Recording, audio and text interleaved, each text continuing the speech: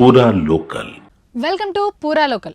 YCP పార్టీకి ఆమె మద్దతురాలు ఆ పార్టీ తరపున పాటలు పాడి ఫ్యాన్ గుర్తుకు ఓటు వేస్తే చల్లగా ఉంటామంటూ ప్రచారం చేసిన గాయని మంగ్లీ తాజాగా రథసప్తమి నాడు గాయని మంగ్లీ కేంద్ర మంత్రి రామ్మోహన్ నాయుడుతో కలిసి అరసవెల్లి దేవాలయంలో ప్రత్యక్షమయ్యారు.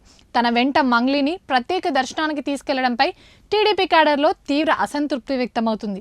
రథసప్తమి ఉత్సవాల్లో భాగంగా ఈ నెల 4వ తేదీన మంగ్లీ బృందం పాటల కార్యక్రమాన్ని ఏర్పాటు చేసింది.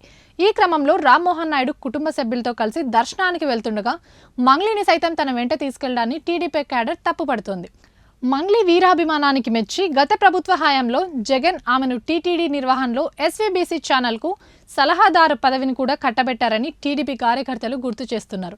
గతంలో టీడీపీ ఎన్నికల ప్రచార గీతాలను పాడాలని ఆమెను పార్టీ వర్గాలు సంప్రదిస్తే తన నోట చంద్రబాబు పేరు ఉచ్చరించడం ఇష్టం లేదంటూ తిరస్కరించారని, అలాంటి వ్యక్తిని స్వయంగా రామ్మోహన్ నాయుడు తన వెంట తీసుకెళ్లి ఎలా దర్శనం చేయిస్తారని నిలదీస్తూ టీడీపీ క్యాడర్ పెట్టిన పోస్టులు సామాజిక మాధ్యమాల్లో విస్తృతంగా ప్రచారమవుతున్నాయి.